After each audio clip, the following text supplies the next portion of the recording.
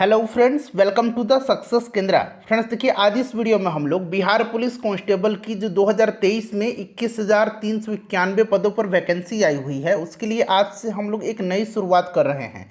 जो इम्पोर्टेंट प्रश्न है बिहार पुलिस के सिलेबस के अनुसार, यानी कि इस बार जो सिलेबस होगा यह 10th पर आधारित होगा और इससे संबंधित जो महत्वपूर्ण प्रश्न जो बिहार पुलिस में पूछे जाते हैं उनको इस वीडियो में हम डिस्कस करने वाले हैं। बहुत ही इंपॉर्टेंट यह सीरीज रहने वाला आपके लिए और यह सीरीज कंटिन्यू आपके एग्जाम तक चलता रहेगा। चैनल पर अगर आप पहली बार विजिट कर रहे हैं तो चैनल को सब्सक्राइब कर लीजिए और जो बेल आइकन है, घंटी का निशान है फ्रेंड्स, उसको ज़रूर दबा लीजिएगा ताकि जब भी बिहार पुलिस कांस्टेबल भर्ती 2023 से संबंधित कोई भी इंपॉर्टेंट वीडियो अपलोड किया जाए तो उसका नोटिफिकेशन सबसे पहले आपके पास पहुंच जाए। तो चलिए फ्रेंड्स, बिना देरी किए हुए सेशन आज के स्टार्ट करते हैं। पहले प्लीज़ वीडियो को लाइक कर दीजिए और जब सेशन समाप्त होगा तो इसे शेयर भी जरूर कर देंगे किसी एक ग्रुप में जहां कहीं भी आप हैं। चलिए शुरू करते हैं। आज के सेशन का पहला प्रश्न पढ़ेंगे, ध्यान से पढ़ना है आपको। देखिए, पहला प्रश्न है कि कौन सा कथन बिहार विधानसभा की लोकलेखा समिति के संबंध में गलत है। यहाँ पर देखिए पूछा गया है कि कौन सा जो स्टेटमेंट है बिहार विधानसभा की लोकलेखा समिति के संबंध में गलत है। तो देखिए ध्यान दीजिएगा। देखिए, राज्य सरकार पर वित्तीय नियंत्रण एवं निगरानी हेतु विधानसभा की लोकलेखा समिति का गठन किया गया। इसका अध्यक्ष जो होता है यह विरोधी दल का सदस्य होता है और कोई मंत्री इस समिति का सदस्य नहीं हो सकता है। इस बात को ध्यान रखेंगे। इस समिति का कार्यकाल जो होता है यह 1 वर्ष का होता है। एक बार मैं और रिपीट कर देता हूँ, राज्य सरकार पर वित्तीय नियंत्रण एवं निगरानी हेतु विधानसभा की लोकलेखा समिति का गठन किया गया। इसका अध्यक्ष विरोधी दल का सदस्य होता है। कोई भी मंत्री इस समिति का सदस्य नहीं हो सकता है। इस समिति का कार्यकाल 1 वर्ष का होता है। देखिए, लोकलेखा समिति राज्य के आय व्यय का लेखा जोखा रखती है, सही है। इसमें सभापति सहित सदस्यों की संख्या 17 से अधिक नहीं हो सकती है। यहाँ बिहार के संबंध में पूछा गया है तो ये भी स्टेटमेंट सही दिया गया है। इसका कार्यकाल 5 वर्ष का होता है, ये गलत है। मैंने अभी आपको बताया इसका कार्यकाल जो होता है ये 1 वर्ष का होता है। बिहार लोकलेखा समिति के सभापति तारकिशोर प्रसाद को बनाया गया है, ये भी स्टेटमेंट सही दिया गया है। तो गलत कौन सा है? तो ऑप्शन नंबर इसका सी जो होगा, कार्यकाल 1 वर्ष का होता है, न कि 5 वर्ष का। ठीक है। कहीं कहीं जो है इसमें सदस्यों की संख्या 15 से अधिक नहीं हो सकती है, लेकिन बिहार विधानसभा में कहा गया है कि 17 से अधिक नहीं हो सकती है। चलिए नेक्स्ट क्वेश्चन हमारा कि निम्नलिखित में से किसने दिल्ली में जमात खाना मस्जिद का निर्माण किया था। दिल्ली में जमात खाना मस्जिद का निर्माण जो है यह किसने किया था? तो अलाउद्दीन खिलजी का पुत्र खिज्र खान के द्वारा जो है दिल्ली में जमात खाना मस्जिद का निर्माण करवाया गया था। तो खिज्र खान इसका राइट आंसर हो जाएगा, ऑप्शन नंबर सी। बिल्कुल बिहार पुलिस का पैटर्न है। वीडियो को पूरा देखिए और अपना अपना स्कोर जो है लास्ट में कमेंट करके बताइएगा। देखिए, प्रिपरेशन आपको आज से ही करना पड़ेगा। ऐसा नहीं कि एग्ज़ाम के 1 महीने पहले आप पढ़ेंगे और एग्ज़ाम देके क्वालिफाई हो जाएंगे, ऐसा बिल्कुल भी नहीं है। बहुत सारे लोग जो है पिछले 1 वर्षों से लगे हुए हैं लगातार। तो आप भी आज से शुरुआत करिए और डेली कम से कम 5-6 घंटा पढ़िए। और आपको पढ़ना क्या है? तो सबसे पहले आप कोशिश करेंगे कि एनसीईआरटी का क्लास 8 से लेकर के क्लास 10 तक के बुक को एक बार आप जरूर पढ़ लें और सेट को रोज़ लगाइए। यहाँ मैं आपके लिए डेली एक सेट लेकर के आता हूँ, उस सेट को लगाइए। अपना प्रिपरेशन का आकलन करिए कि कितनी तैयारी आपकी है, कितनी बाकी है और किस प्रकार से आपको तैयारी करनी है। चलिए, तो राइट आंसर इसका खिज्र खान हो जाएगा। अच्छा, अलाउद्दीन खिलजी ने, आपको याद होगा कि अलाउद्दीन खिलजी ने अल्लाई दरवाज़ा का निर्माण, सीरी के किला का निर्माण, इन सब का करवाया था। ठीक है। इल्तुतमिश, अच्छा कुतुबुद्दीन ऐबक के बारे में पहले जानिए। कुतुबुद्दीन ऐबक गुलाम वंश का संस्थापक था। 1206 ईस्वी में इसने गुलाम वंश की स्थापना किया था। इसने जो है कुतुब मीनार का निर्माण कार्य शुरू करवाया था और इल्तुतमिश ने इसको पूरा करवाया था। क्लियर है? याद रहेगा। चलिए नेक्स्ट क्वेश्चन कर लेंगे। अच्छा प्रश्न है। देखिए, किस युद्ध के हार के बाद नेपोलियन को सेंट हेलेना द्वीप पर निर्वासित कर दिया गया था? सेंट हेलेना द्वीप पर नेपोलियन को निर्वासित किया गया था किस युद्ध के हार के बाद? तो ये युद्ध जो है यह वाटरलू का युद्ध है। वाटरलू का युद्ध कब हुआ था? तो 1815 में हुआ था। इसको भी आप निश्चित रूप से ध्यान रखेंगे। इस युद्ध के हार के बाद इसको सेंट हेलेना द्वीप में बंदी बनाया गया था। अच्छा, नेपोलियन जो था फ्रेंड्स, ये कहाँ का शासक था? तो ये फ्रांस का था। ये भी प्रश्न बन सकता है, ध्यान रखेंगे। इसने नेपोलियन कोड जिसको कि नेपोलियन संहिता कहा जाता है, नेपोलियन संहिता कहा जाता है, इसको यह लागू किया था कब? तो फ्रेंड्स 1804 ईस्वी में लागू किया था नेपोलियन कोड को, नेपोलियन संहिता को, जो कि नागरिक संहिता है, इसमें कानूनों का एक संग्रह है। ठीक है, चलिए नेक्स्ट प्रश्न करेंगे कि प्याज का रंग लाल होता है, किसके कारण प्याज का रंग लाल होता है? साइंस का प्रश्न है, बताइएगा। सबसे पहले यहाँ पर देखिए बीटा कैरोटीन के कारण जो है गाजर का रंग हल्का लाल होता है, किसके कारण? बीटा कैरोटीन के कारण।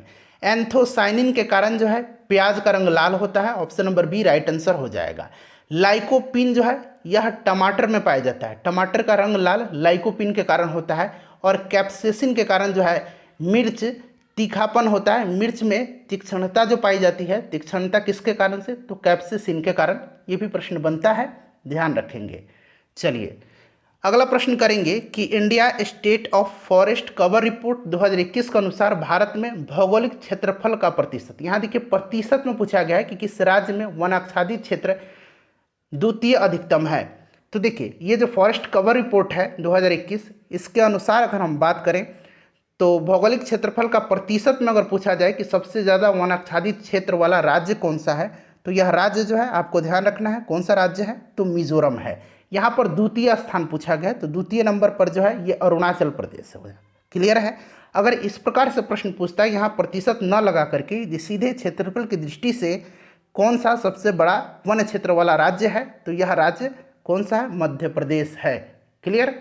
चलिए नेक्स्ट क्वेश्चन है कि हमारे नाखून, बाल और त्वचा समान पदार्थ से बने होते हैं। यह पदार्थ जो है एक प्रोटीन है जिसको क्या कहते हैं? तो देखिए हमारे जो बाल हैं, त्वचा है, नाखून हैं, ये बने होते हैं किसके? तो फ्रेंड्स ध्यान रखेंगे केराटिन के। तो केराटिन राइट आंसर इसका हो जाएगा। अच्छा, जानवरों के जो सींग होते हैं, खूर होते हैं, सींग और खूर, ठीक है, ये भी किसके बने होते हैं? तो केराटिन के ही बने होते हैं। पक्षियों के जो पंख होते हैं ये भी किसके बने होते हैं? तो केराटिन के ही बने होते हैं। क्लियर है? चलिए अगला प्रश्न करेंगे। और फ्रेंड्स प्लीज़ वीडियो को लाइक करिए, कंजूसी बिल्कुल मत करिए, वीडियो को ज़्यादा से ज़्यादा शेयर करिएगा। देखिए जैव विविधता शब्द सर्वप्रथम किसने दिया था? जैव विविधता शब्द जो है सर्वप्रथम किसने दिया था? तो देखिए राइट आंसर इसका क्या हो जाएगा, बताइए। तो देखिए जैव विविधता वाल्टर रोजन ने दिया था, ऑप्शन नंबर सी इसका राइट आंसर हो जाएगा 1985 में। नेक्स्ट क्वेश्चन है हमारा कि जनगणना 2011 के अनुसार बिहार का न्यूनतम जनसंख्या वाला जिला कौन सा है? बिहार में पूछा गया है, तो बिहार में सबसे अधिक जनसंख्या वाला जिला जो है ये पटना है। कौन सा जिला है? पटना है। और यहाँ पर न्यूनतम पूछा गया, तो न्यूनतम जो है ये शेखपुरा है। कौन सा? न्यूनतम है। अच्छा, बिहार का न्यूनतम अगर जन घनत्व वाला जिला पूछेगा तो न्यूनतम जन घनत्व कैमूर का है, और सबसे अधिक जन घनत्व वाला जिला शिवहर है। सबसे अधिक शिवहर जन घनत्व के मामले में, और सबसे कम जो है ये कैमूर है। गोपालगंज के बारे में आपको पता होगा, यहाँ पर सबसे ज़्यादा लिंगानुपात है। क्लियर है?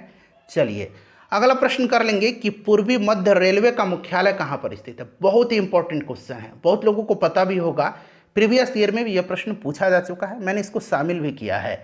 तो देखिए पूर्वी मध्य रेलवे का जो हेडक्वार्टर है ये कहाँ पर है? हाजीपुर में है। कहाँ पर है फ्रेंड्स? तो हाजीपुर में है, ध्यान रखना आपको। स्कोर आप लोग जरूर बता के जाइएगा। देखिए भारत दुर्दशा और अंधेर नगरी दोनों नाटक हैं। भारत दुर्दशा और अंधेर नगरी जो है ये दोनों नाटक किसके हैं?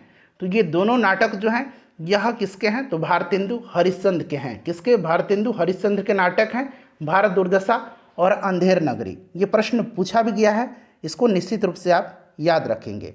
चलिए नेक्स्ट क्वेश्चन कर लेंगे कि क्राकाटोआ ज्वालामुखी कहाँ पाया जाता है।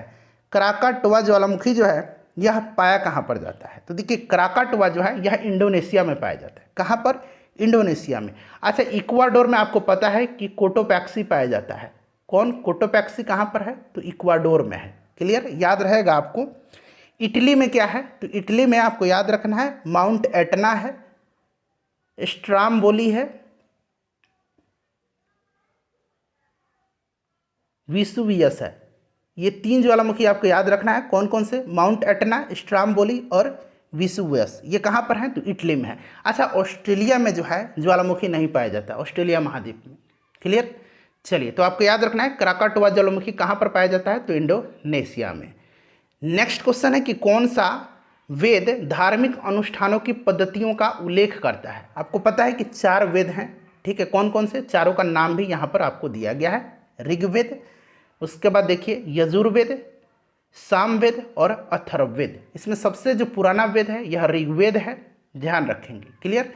चलिए, और पूछा गया है कि इसमें किसमें जो है धार्मिक अनुष्ठानों की पद्धतियों का उल्लेख किया गया है, तो यह जो वेद है इसका नाम है यजुर्वेद। कौन सा? यजुर्वेद में है। क्लियर है? अच्छा, सामवेद को भारतीय संगीत का जनक माना जाता है। अथर्ववेद में क्या है? तो तंत्र मंत्र जादू टोना इन सब का उल्लेख कहाँ पर है? अथर्ववेद में।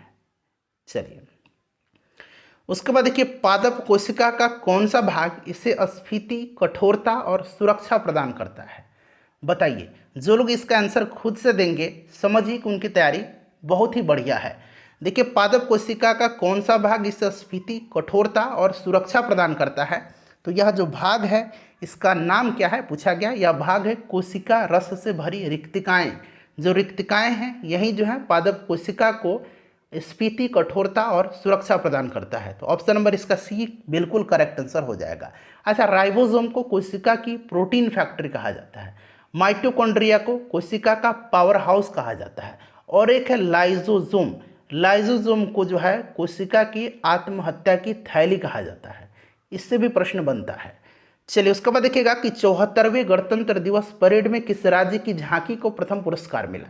74वां गणतंत्र दिवस जो है ये वर्ष 2023 में मनाया गया है। ठीक है फ्रेंड्स, ये क्रम भी आपको याद रखना है। इसमें जो मुख्य अतिथि थे, चीफ गेस्ट थे, ये कौन थे? तो ये कौन थे फ्रेंड्स? तो ये मिस्र के राष्ट्रपति अब्देल फतेह अल सीसी थे। अब्देल फतेह अल सीसी मिस्र के जो राष्ट्रपति हैं, ये 74वें गणतंत्र दिवस में मुख्य अतिथि थे। और 74वें गणतंत्र दिवस की परेड में जो है उत्तराखंड की झांकी को प्रथम पुरस्कार दिया गया है। क्लियर है? चलिए, नेक्स्ट क्वेश्चन है कि उस्ताद बिस्मिल्लाह खां, भाई इनको कौन भुला सकता है? प्रसिद्ध शहनाई वादक हैं और इनका संबंध अपना राज्य बिहार से है। इसीलिए प्रश्न बन सकता है कि उस्ताद बिस्मिल्लाह खां को भारत रत्न से किस वर्ष सम्मानित किया गया था? तो बिस्मिल्लाह खां जी को भारत रत्न से सन 2001 में जो है सम्मानित किया गया था। कब? 2001 में। इंपॉर्टेंट क्वेश्चन है। यहाँ पर आपको बहुत सारे नए प्रश्न देखने को मिलेंगे। देखिए, सरोज स्मृति शोक गीत किसने लिखा है? सरोज स्मृति शोक गीत को लिखा है सूर्यकांत त्रिपाठी जी ने। सूर्यकांत त्रिपाठी निराला राइट आंसर हो जाएगा। इन्होंने अपनी पुत्री सरोज के निधन के उपरांत यह लिखा था। ठीक है, याद रखना है आपको। चलिए, उसके बाद नेक्स्ट क्वेश्चन है कि उपर्युक्त शब्द का सही संधि विच्छेद क्या है? ये बार बार जो है CSBC के द्वारा पूछा जाता है, उपर्युक्त का संधि विच्छेद। तो इसका सही संधि विच्छेद होता है ऊपरी प्लस उक्त। ऊपरी प्लस उक्त जो है यह उपर्युक्त का सही संधि विच्छेद है। उसके बाद देखिएगा कि विद्युत चुंबकीय प्रेरण की खोज किसने किया था? विद्युत चुंबकीय प्रेरण की खोज जो है यह किसने किया था? अच्छा देखिए, विद्युत चुंबकीय प्रेरण की खोज जो है यह माइकल फैराडे ने किया था। किसने? माइकल फैराडे ने। अच्छा, चुंबकीय प्रेरण यहाँ मैं लिखता हूँ, चुंबकीय प्रेरण की SI यूनिट कौन सी है? तो SI यूनिट इसकी टेस्ला है। क्या है? टेस्ला है। अगर इसका CGS यूनिट पूछेगा तो CGS यूनिट कौन सा है? तो CGS यूनिट जो है इसका गाउस है। ठीक है, गाउस है। इसको भी आप ध्यान रखेंगे। विद्युत चुंबकीय प्रेरण की खोज किसने किया था? तो माइकल फैराडे ने किया था। अगला प्रश्न है हमारा कि गुणसूत्र जो है ये कहाँ पाए जाते हैं? गुणसूत्र जो है ये कहाँ पाए जाते हैं? तो देखिए, गुणसूत्र जो है फ्रेंड्स यह कोशिका के केंद्रक में पाए जाते हैं। कोशिका के केंद्रक में पाए जाते हैं। तो यहाँ पर देखिए केंद्रक राइट आंसर हो जाएगा। ठीक है, गुणसूत्र आनुवांशिक गुणों का संवहन तथा लिंग का निर्धारण करता है। गुणसूत्र आनुवांशिक गुणों का संवहन और लिंग निर्धारण करता है। W वाल्डेयर यहाँ मैं लिखता हूँ। ठीक है, W वाल्डेयर, इन्होंने ही सर्वप्रथम 1888 में गुणसूत्र शब्द को गढ़ा था। क्लियर है? याद रखेंगे, W वाल्डेयर ने 1888 में गुणसूत्र शब्द को सर्वप्रथम गढ़ा था। चलिए, उसके बाद नेक्स्ट क्वेश्चन करेंगे कि भारतीय संविधान की 6ठी अनुसूची किन 4 राज्यों में अनुसूचित क्षेत्रों और अनुसूचित जनजातियों के प्रशासन और नियंत्रण से संबंधित है? बहुत ही बढ़िया प्रश्न है और यह फ्रीक्वेंटली पूछा भी गया है। तो देखिए, ये जो राज्य हैं छठी अनुसूची में जिनके अनुसूचित क्षेत्रों और अनुसूचित जनजातियों के प्रशासन और नियंत्रण का उल्लेख है, ये राज्य कौन कौन से हैं? तो आपको याद रखना है फ्रेंड्स, यह जो राज्य हैं असम, मेघालय, त्रिपुरा और मिजोरम है। ऑप्शन नंबर इसका बी राइट आंसर हो जाएगा। टोटल कितनी अनुसूची हैं? तो याद रखना है टोटल 12 अनुसूची हैं। 22 भाषाओं का उल्लेख किस अनुसूची में है? तो 22 भाषाओं का उल्लेख जो है यह 8वीं अनुसूची में है। चलिए उसके बाद अगला प्रश्न करेंगे। यहाँ पर देखिए CHO अभिक्रियाशील मूलक का नाम क्या है? तो यह जो अभिक्रियाशील मूलक है यह अल्डिहाइड है। कौन सा है? अल्डिहाइड है। अच्छा यहाँ पर देखिए CO जो है यह कौन सा अभिक्रियाशील मूलक है? तो फ्रेंड्स यह जो है कीटोन है। कौन है? कीटोन है। तो इसको भी आप ध्यान रखना आपको। क्लियर? चलिए नेक्स्ट क्वेश्चन है कि सेलम इस्पात संयंत्र, ठीक है, सेलम इस्पात संयंत्र जो है यह किस राज्य में है? सेलम इस्पात संयंत्र जो है यह कहाँ पर है? तो यह तमिलनाडु में है। अच्छा कुछ इस्पात संयंत्र और उनसे संबंधित राज्यों का नाम मैं बता रहा हूँ आपको। भिलाई इस्पात संयंत्र, भिलाई कहाँ पर है? तो भिलाई जो है छत्तीसगढ़ में है। राउरकेला कहाँ पर है? राउरकेला इस्पात संयंत्र, राउरकेला जो है यह उड़ीसा में है। बोकारो कहाँ पर है? बोकारो स्टील प्लांट, तो फ्रेंड्स यह झारखंड में है। दुर्गापुर इस्पात संयंत्र कहाँ पर है? दुर्गापुर, तो यह पश्चिम बंगाल में है। क्लियर? उसके बाद देखिए सेलम मैंने आपको बता दिया, और एक नाम याद रखेंगे विश्वेश्वरैया आयरन एंड स्टील कारखाना कहाँ पर है? तो ये जो है कर्नाटक में है। Visvesvaraya iron and steel plant Karnataka में है। चलिए उसके बाद नेक्स्ट क्वेश्चन करेंगे कि 60 सेंटीमीटर फोकस दूरी के उत्तल दर्पण से एक वस्तु कितनी दूरी पर रखी जाए कि प्रतिबिंब का आकार वस्तु के आकार का आधा प्राप्त होगा? बताइए करेक्ट आंसर इसका क्या होगा? आपको देना है इसका आंसर। बिल्कुल बेसिक सा प्रश्न है, इसका आंसर मैं चाहता हूं कि आप सभी लोग कमेंट करके बताएं। चलिए आगे बढ़ेंगे। एक प्रश्न मैं आपसे हर वीडियो में पूछता हूं, इसका आंसर आप लोग बताइएगा। घरों में विद्युत आपूर्ति की जाती है, घरों में जो है 120 वोल्ट प्रत्यावर्ती धारा की, ठीक है, तो ऑप्शन नंबर इसका सी राइट आंसर हो जाएगा।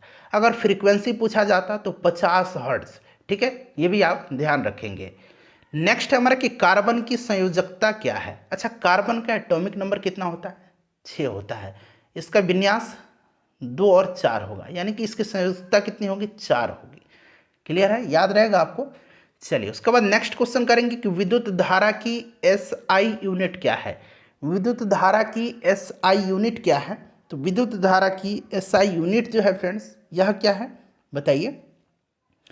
तो देखिए इसका जो SI यूनिट है विद्युत धारा का ये आपका हो जाएगा एम्पियर, ठीक है, विद्युत धारा का एम्पियर। अच्छा परिपथ में विद्युत धारा मापने के लिए किसका उपयोग किया जाता है? तो एममीटर का उपयोग किया जाता है, ये भी आप ध्यान रखेंगे, ठीक है। चलिए ओम जो है यह रेजिस्टेंस का हो जाएगा। क्लियर? चलिए उसके बाद नेक्स्ट क्वेश्चन है कि टार्टरिक अम्ल मुक्त अम्ल के रूप में होता है। टार्टरिक अम्ल जो होता है यह पाया जाता है इमली में, इमली में, अंगूर में भी टार्टरिक एसिड पाया जाता है। कच्चा आम जो होता है, कच्चा मैंगो, कच्चा आम, इसमें भी टार्टरिक अम्ल पाया जाता है। तो यहाँ पर देखिएगा राइट आंसर इमली दिया गया है, तो इमली में करेक्ट आंसर हो जाएगा। दूध में लैक्टिक अम्ल पाया जाता है, नींबू में सिट्रिक अम्ल पाया जाता है, एसेटिक अम्ल जो है ये सिरका में पाया जाता है, ठीक है। चलिए उसके बाद नेक्स्ट क्वेश्चन कर लेंगे कि हिंदू महासभा के संस्थापक कौन थे? हिंदू महासभा के संस्थापक पूछा गया है, तो 1915 में हिंदू महासभा की स्थापना पंडित मदन मोहन मालवीय जी ने किया था। तो यहाँ पर देखिए Pandit Madan Mohan Malviya, option number a right answer हो जाएगा। अगला प्रश्न है कि नमक का पीएच मान कितना होता है? नमक का पीएच वैल्यू जो होता है तो आपको याद रखना है, नमक का एक तो यहाँ नमक हो गया, उसके बाद शुद्ध पानी का, ठीक है, और कोई भी उदासीन अगर विलयन पूछा जाए कि इसका पीएच मान कितना होता है, तो देखिए नमक का, पानी का और उदासीन विलयन का पीएच मान 7 होता है। क्लियर? याद रहेगा आपको। चलिए आपको पता होगा कि क्षार का पीएच मान 7 से ज़्यादा होता है और अम्ल का 7 से कम होता है, और 7 जिसका होता है ये उदासीन होता है। नेक्स्ट क्वेश्चन, विद्युत धारा उत्पन्न करने के यंत्र को कहते हैं? तो विद्युत धारा जो उत्पन्न करने वाला यंत्र है उसको क्या कहा जाता है? फ्रेंड्स उसको कहा जाता है जनरेटर। क्या कहा जाता है? उसको जनित्र कहा जाता है, जनरेटर कहा जाता है। अच्छा यहाँ पर देखिए गैल्वेनोमीटर, गैल्वेनोमीटर विद्युत धारा का पता लगाने एवं संकेत करने के लिए उपयोग किया जाता है। परिपथ में धारा मापने के लिए एमीटर का उपयोग किया जाता है। और मोटर जो है विद्युत मोटर फ्रेंड्स, यह जो है विद्युत ऊर्जा को यांत्रिक ऊर्जा में परिवर्तित करता है, ठीक है। और यांत्रिक को विद्युत में जनरेटर जो विद्युत उत्पन्न करता है वह परिवर्तित करता है। अगला प्रश्न है हमारा कि प्रधानमंत्री लाल बहादुर शास्त्री ने किस समझौता पर हस्ताक्षर किया था। तो आपको याद होगा फ्रेंड्स, यह जो समझौता है इसका नाम है ताशकंद समझौता।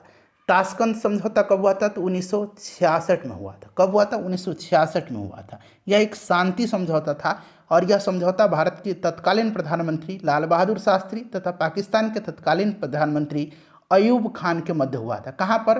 तो उज्बेकिस्तान के ताशकंद में, ठीक है, उज्बेकिस्तान के ताशकंद में हुआ था। अच्छा, यहाँ पर देखिए शिमला समझौता। शिमला समझौता जो है यह हुआ था 1972 में, इस पर साइन किया गया था। किसने किया था? तो भारत की प्रधानमंत्री श्रीमती इंदिरा गांधी और जुल्फिकार अली भुट्टो के मध्य में हुआ था, जो कि पाकिस्तान के राष्ट्रपति थे। कब हुआ था? तो 1972 में।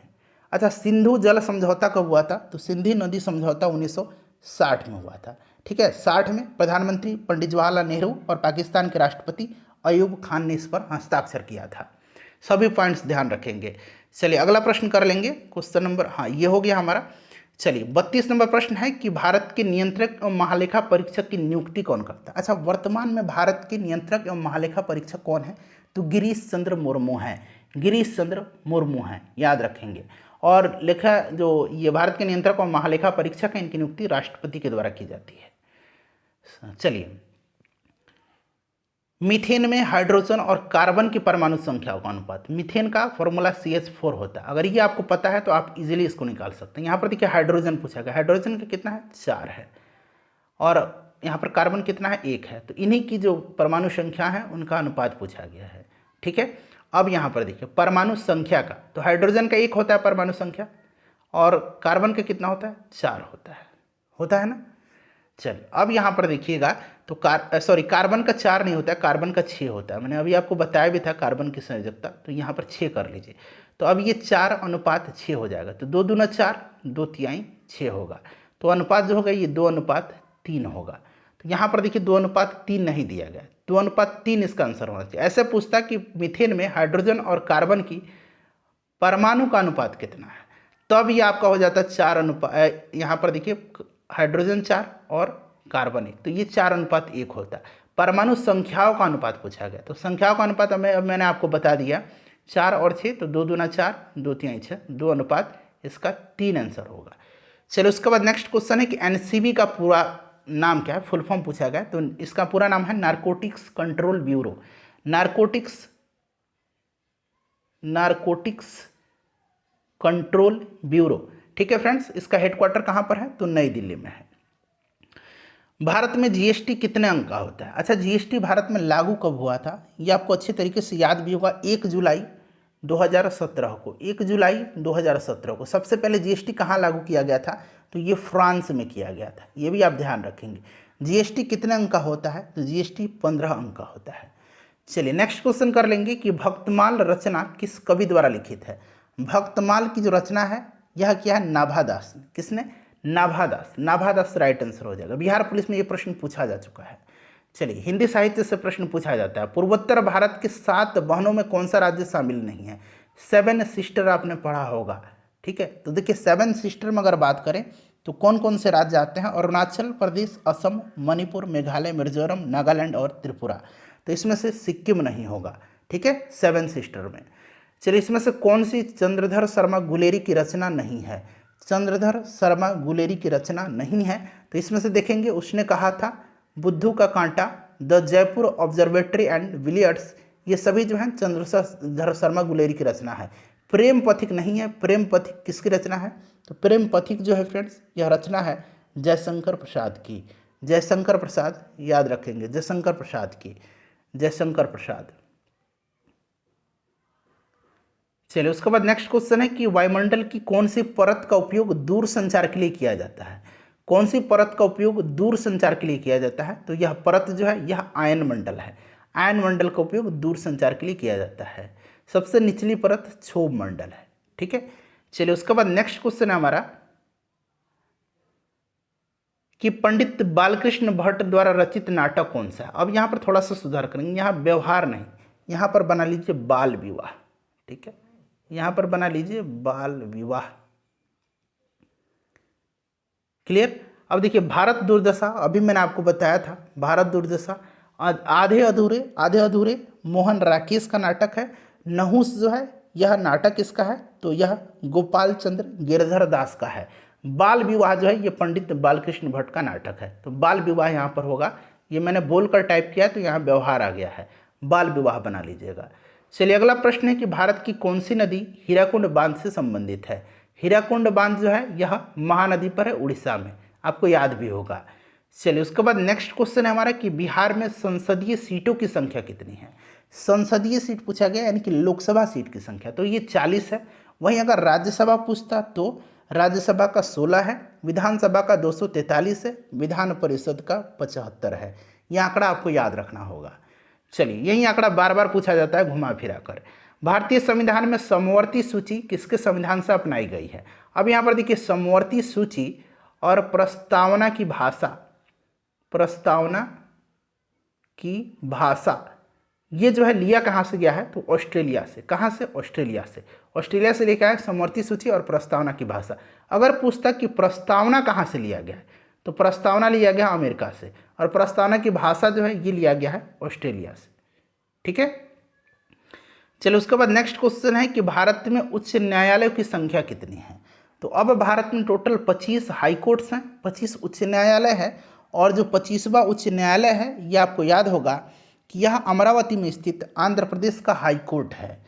तो ये 25 इसका राइट आंसर हो जाएगा। इसमें हम लोग कम ही प्रश्न आज कवर करेंगे, लेकिन कल से रेगुलर हम लोग 50 क्वेश्चन को कवर करेंगे।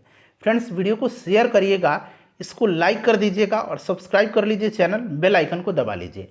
देखिए मगध के किस प्रारंभिक शासक को गद्दी के लिए उसके पुत्र ने हत्या कर दिया था। तो पुत्र ने हत्या कर दिया था किस शासक का, तो ये फ्रेंड्स यह बिंबिसार था। बिंबिसार का पुत्र था अजातशत्रु। अजातशत्रु ने अपने पुत्र बिंबिसार की हत्या करके मगध की गद्दी पर बैठा था। तो ये बिंबिसार राइट आंसर हो जाएगा। तो फ्रेंड्स इन 45 प्रश्नों में अपना स्कोर आप लोग बता दीजिए। वीडियो को लाइक कर दीजिए और इसको शेयर कर दीजिए।